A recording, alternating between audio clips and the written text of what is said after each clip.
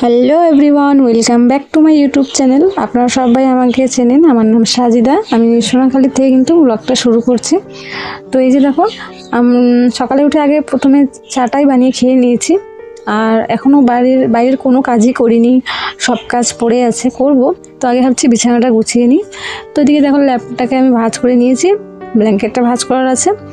আর ও কিন্তু রাত্রেবেলা গাড়িতে গিয়েছিল প্রায় 1টার দিকে, তো এখনও বাড়ি ফেরেনি, হয়তো আর আসবে।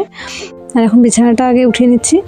বিছানাটা উঠিয়ে নিয়ে তারপর কিন্তু ঘরটাকে ঝাড় দিয়ে নেব, এবং তারপর কিন্তু বাড়ির যে সমস্ত রকমের কাজ আছে, বাসি কাজ, সে কাজগুলো করব। আবার ও মনে হয় আর এসে যাচ্ছে বাড়ি, যেহেতু এখন প্রায় 8:30 বাজে। তো ওর আসার সময় হয়ে গেছে। ও আসলে তো বাড়িতে আবার হট্টগোল লেগে যাবে, এদিকে এটা দাও, ওদিকে ওটা দাও।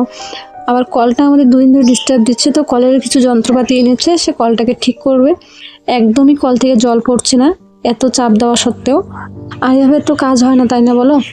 তো তাই কিন্তু কলের জিনিসপত্র নিয়ে এসেছে, কলটাকেও ঠিক করবে। আর এদিকে দেখো, আমি প্লাস্টিকে করে কিছু কিন্তু এখানে কুল ভোট রাখছি। এই কুলগুলো আমাকে দিয়েছিল আমার এক দেওর বলতে পারো, ভাই বলতে পারো। ও আমাকে দিয়েছিল খাওয়ার জন্য, যেহেতু আমি কুল খুব পছন্দ করি।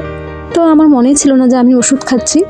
আর যেহেতু আমাকে ডক্টর বারণ করেছে, তো আমি একটা কুল খেয়ে তারপর আমার মনে পড়লো যে আমি কুল খাওয়া যাবে না আমাকে। তো সেই কুলগুলোকে বাড়ি নিয়ে এসেছি, এসে কিন্তু এখানে বিছানার উপরে রেখে দিয়েছি। তো এটা এখন আমি প্লাস্টিকে ভরে নিলাম, আমার যাকে দেবো বলে, ও খাবে বলে, তো ওকে দিয়ে দেবো। আর এদিকে আমি দেখো, বিছানার উপরে আমার বাবুর জামা কাপড়, ও আবার গাড়িতে গেছিলো তখন লুঙ্গি খুলে রেখেছিল, আরও অনেক কিছু কাপড় ছিল। তো সেই কাপড় চোপড়গুলোকে কিন্তু ভাঁজ করে নিচ্ছি। আর যেগুলো নোংরা হয়ে গেছে সে কাপড়গুলোকে আলাদাভাবে রাখছি ধোয়ার জন্য। কাপড় কাচার থেকেও রেহাই নেই, যে কোনো কাজই বলো না কোনো, প্রতিদিন কিন্তু আমাদের একঘেয়েমি কাজ করতেই হবে। তো ওইদিকে এই বিছানাটাও করে নিলাম। আর বাবুর যেহেতু পরীক্ষা এখন শেষ হয়ে গেছে, ওর এখন মানে পরীক্ষা পড়া পড়ে না, ও এবার ক্লাস 5-এ উঠবে। তো নতুনভাবে ওকে নতুনভাবে টিউশনে দিতে হবে। আর যেহেতু আমিও সময় পাই না, জমিতে কাজ করতে যেতে হয়, আবার বাড়িতেও সামলাতে হয়।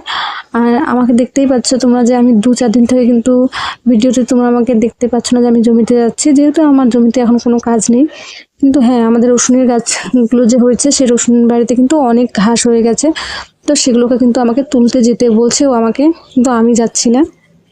আর এদিকে দেখো, আজকে বাইরে ঝাড় দেওয়ার পালাটা আমার জায়ের ছিল। তো তাই কিন্তু আমার আপাই কিন্তু ওদিকে ঝাড়টা দিয়ে নিচ্ছে। আগে উঠোনটা ঝাড় দিয়ে নিয়ে তারপর কিন্তু গোয়াল ঘর, ছাগলের ঘর পরিষ্কার করে নেবে উনি। আর এই যে কাপড়গুলো যেগুলো আমি বের করেছি, সেগুলো কিন্তু বালতির মধ্যে রেখে দিয়েছি ধোয়ার জন্য। আর দেখো, বিছানাটা তো আমি এই জাস্ট এক্ষুনি পাতালাম। দেখো, বিছানাটার উপরে আবার ওই গামছা, জামা কাপড় নিয়ে রেখে দিয়েছে। আর ও বাইরে এখানে কলের যে জিনিসপত্র নিয়েছিল, সেই জিনিসপত্রগুলোকে কিন্তু আমার শাশুড়িকে দেখাচ্ছে।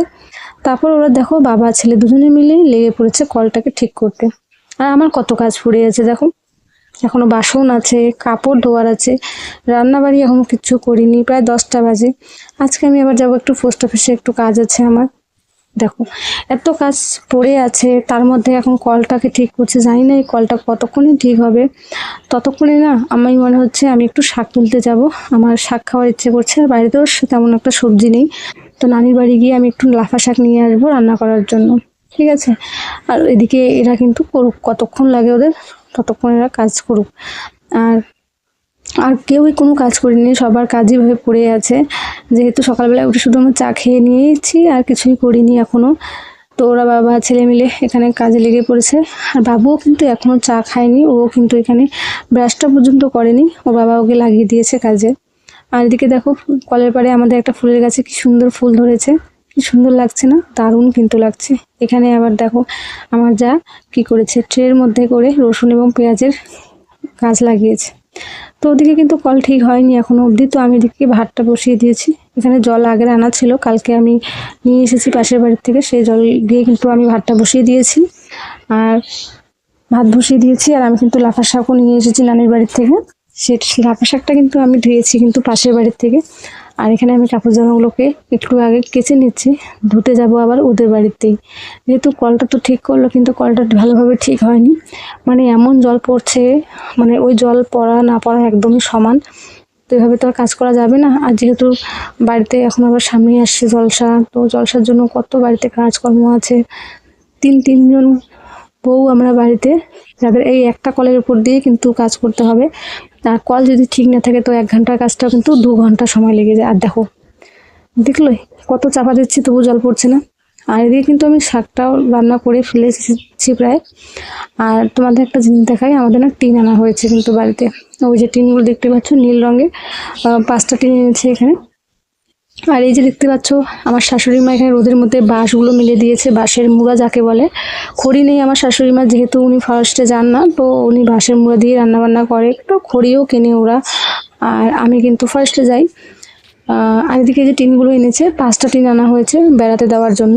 আর ওই যে কাপড়গুলো ধুয়ে এনেছিলাম পাশের বাড়ি থেকে, সে কাপড়গুলোকে কিন্তু আমি রোদে শুকাতে দিয়েছি।